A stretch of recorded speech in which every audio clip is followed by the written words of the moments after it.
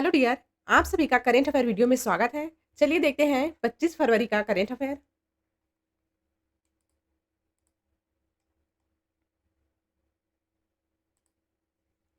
पहला है सैन्य अभ्यास विग्ड रेडर्स।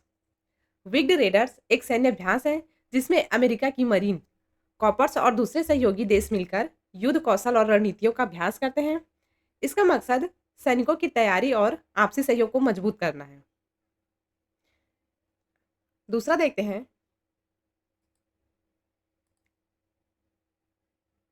दूसरा है दक्षिण तटीय रेलवे जोन के निर्माण को मंजूरी। भारत सरकार ने दक्षिण तटीय रेलवे जोन बनाने की मंजूरी दी है।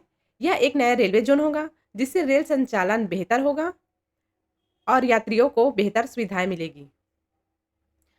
यह जोन आंध्र प्रदेश अधिनियम 2014 के तहत बनाया गया है। SCOR गठन ईस्ट कोस्ट रेलवे और साउथ सेंट्रल रेलवे के कुछ हिस्सों को मिलाकर किया जाएगा। यह आंध्र प्रदेश के बड़े हिस्से के अलावा तेलंगाना और तमिलनाडु के कुछ भागों को भी कवर करेगा। तीसरा है गुरु रविदास जयंती 2025। गुरु रविदास जयंती 2025 का पर्व 12 फरवरी 2025 को मनाया गया है।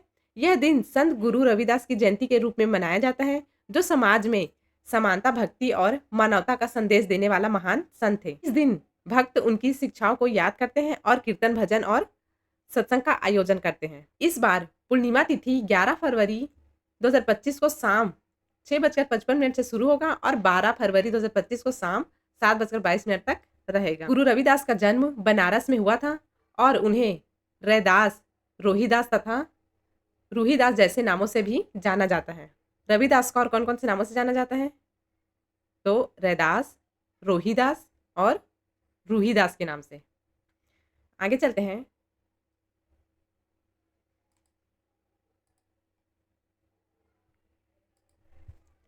चौथा है जिल टीचमैन ने मुंबई ओपन 2025 टेनिस प्रतियोगिता जीती। यह टूर्नामेंट 3 से 9 फरवरी मुंबई के क्रिकेट क्लब ऑफ इंडिया में आयोजित की गई थी, जिसमें स्विट्जरलैंड की टेनिस खिलाड़ी जिल टीचमैन ने थाईलैंड की वनाचया सवाकाउ को हराकर मुंबई ओपन 2025 का एकल खिताब अपने नाम किया। यह प्रतियोगिता पहली बार 2017 में आयोजित की गई थी, जिसमें बेलारूस की आर्याना सप्कालेका ने यह प्रतियोगिता जीती थी। आगे चलते हैं।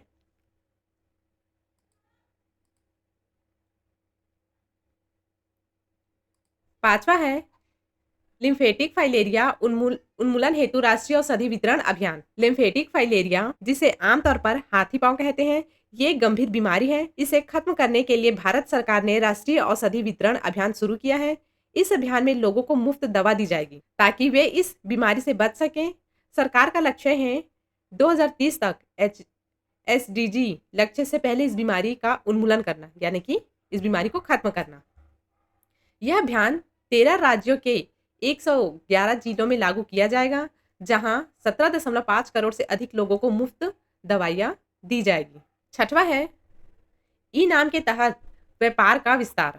ई नाम एक राष्ट्रीय कृषि बाजार है, जिसको इंग्लिश में नेशनल एग्रीकल्चर मार्केट कहते हैं। ये एक ऑनलाइन प्लेटफॉर्म है जिसे किसानों की फसल बेचने के लिए बनाया गया है। अब सरकार इसे व्यापार का विस्तार कर रही है, जिससे और ज्यादा मंडियां और व्यापारी इससे जुड़ सकेंगे। सरकार का मकसद है किसानों को बेहतर दाम और खरीदारों को सीधी पहुंच देना है। आगे चलते हैं।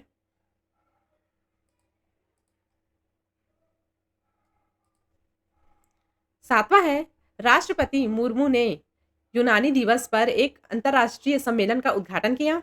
राष्ट्रपति द्रौपदी मुर्मू ने यूनानी दिवस के मौके पर एक अंतर्राष्ट्रीय सम्मेलन का उद्घाटन किया। इस कार्यक्रम का उद्देश्य यूनानी चिकित्सा पद्धति को बढ़ावा देना है। किसको बढ़ावा देना है? चिकित्सा पद्धति को।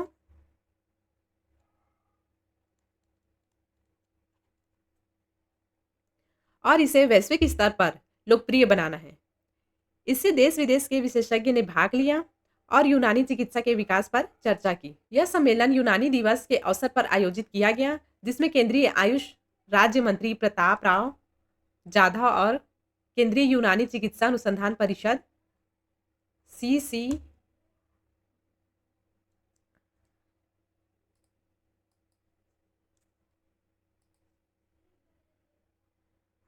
RUM के महानिदेशक डॉक्टर एन जहीर अहमद उपस्थित थे। 8वां है international day of women and girls in science 2025। अंतर्राष्ट्रीय महिला और बालिका विज्ञान दिवस हर साल 11 फरवरी को मनाया जाता है। 11 फरवरी को इसका उद्देश्य है विज्ञान के क्षेत्र में महिलाओं और लड़कियों की भागीदारी को बढ़ाना और उन्हें प्रोत्साहित करना है। 2025 में भी यह दिन विज्ञान में महिलाओं के योगदान को सम्मान देने और लैंगिक समानता को बढ़ावा देने के लिए मनाया गया। विज्ञान प्रौद्योगिकी, इंजीनियरिंग और गणित क्षेत्रों में महिलाओं की भागीदारी बढ़ाने के लिए संयुक्त राष्ट्र ने 2015 में इस दिन को घोषित किया था। इसकी घोषणा कब की गई? 2015 में। अब देखते हैं कुछ एमसीक्यू क्वेश्चन।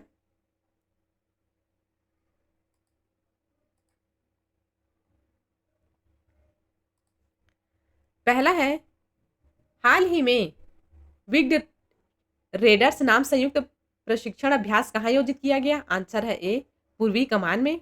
भारतीय थल सेना और वायु सेना ने पूर्वी कमान में विग्ड रेडर्स नाम संयुक्त प्रशिक्षण अभ्यास आयोजित किया है, जो विशेष रूप से हवाई अभियानों पर केंद्रित था।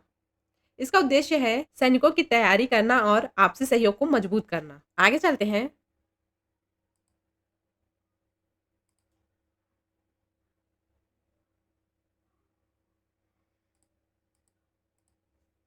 दूसरा है, हाल ही में केंद्र कैबिनेट ने भारतीय रेलवे के अंतर्गत किस नए रेलवे जोन के निर्माण को मंजूरी दी है? आंसर है ए, दक्षिण तटीय रेलवे जोन। केंद्रीय कैबिनेट ने भारतीय रेलवे 18वें जोन दक्षिण तटीय रेलवे के गठन को मंजूरी दी है। तीसरा है, 12 फरवरी 2025 को किसकी जयंती मनाई गई? आंसर है बी, गुरु रविदास की। गुरु रविदास की जयंती 12 फरवरी को मनाई गई। उनका जन्म माघ पूर्णिमा के दिन बनारस में हुआ था और वे चमड़े के काम से जुड़े समुदायों में से थे, जिन्हें रैदास, रोहिदास और रूहदास के नाम से भी जाना जाता है। आगे चलते हैं।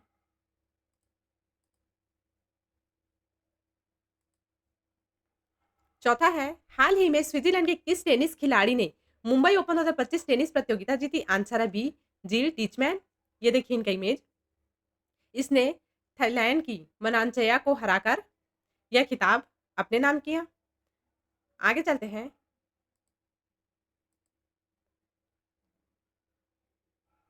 पांचवा है, लिम्फेटिक फाइलेरिया मुख्य रूप से किसके कारण होता है? आंसर है सी, परिजीवी कृमि के कारण। केंद्रीय स्वास्थ्य मंत्री जेपी नड्डा ने लिम्फेटिक फाइलेरिया उन्मूलन के लिए राष्ट्रीय सार्वजनिक औषधि वितरण अभियान शुरू किया है, जिसमें 13 राज्यों के 111 जिलों में लागू हो गया है, जहां 17.15 करोड़ से अधिक लोगों को मुफ्त में दवाई दी जाएगी, ताकि 2030 तक एसडीजी लक्ष्य से पहले बीमारी का उन्मूलन हो सके।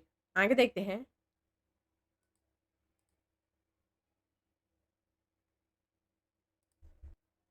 छठवां है, निम्नलिखित में से कौन सी वस्तुएं ई में शामिल की गई हैं? 10 नई वस्तुओं में शामिल नहीं है। आंसर है बी, कॉफी।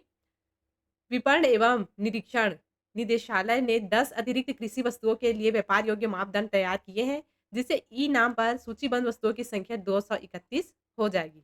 ई नाम एक ऑनलाइन प्लेटफॉर्म है, जिसे सरकार ने किसानों की फसल बेचने के लिए बनाया है।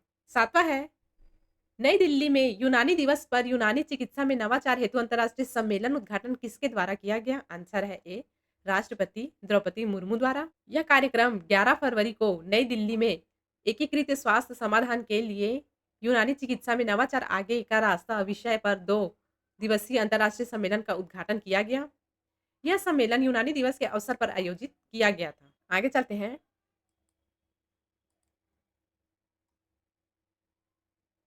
8वां है, अंतर्राष्ट्रीय महिला एवं बालिका विज्ञान दिवस कब मनाया जाता है? आंसर है ए, 11 फरवरी को। यह हर साल 11 फरवरी को मनाया जाता है। इसका उद्देश्य है विज्ञान के क्षेत्र में महिलाओं और लड़कियों की भागीदारी को बढ़ावा देना और उन्हें प्रोत्साहित करना। इस दिन की घोषणा 2015 को की गई। अब देखते हैं वन लाइनर।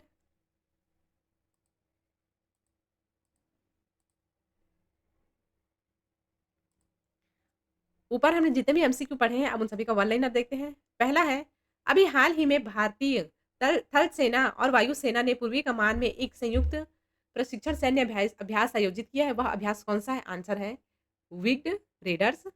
दूसरा है, अभी हाल ही में केंद्रीय कैबिनेट ने भारतीय रेलवे के अंतर्गत एक नए रेलवे जोन के निर्माण को मंजूरी दी है, वह कौन-सा है? आंसर है दक्षिण तटीय रेलवे जोन। तीसरा है गुरु रविदास का जन्म कहाँ हुआ था? आंसर है बनारस में।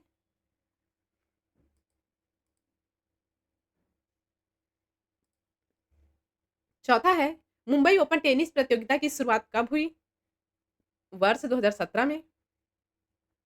पांचवा है केंद्रीय स्वास्थ्य मंत्री जगत प्रकाश नड्डा ने लिम्फेटिक फाइलेरिया के उन्मूलन के लिए देश के कुल कितने राज्यों को चिन्हित कर सार्वजनिक औषधि वितरण शुरू किया है? आंसर है 13। छठवां है भारत सरकार द्वारा ई नाम की शुरुआत कब की गई? आंसर है 2016 में। सातवां है किस देश को यूनानी दिवस पद्धति का जन्म स्थान माना जाता है? आंसर है प्राचीन ग्रीस। आठवां है international day of women and girls in science 2025 की थीम क्या है? आंसर है विज्ञान में महिलाओं और लड़कियों के करियर की खोज, विज्ञान में उनकी आवाज। नवा है ओलंपिक स्पोर्ट्स गेम्स 2027 का आयोजन कहाँ किया जाएगा? आंसर है रियाद में। 10वां देखते हैं।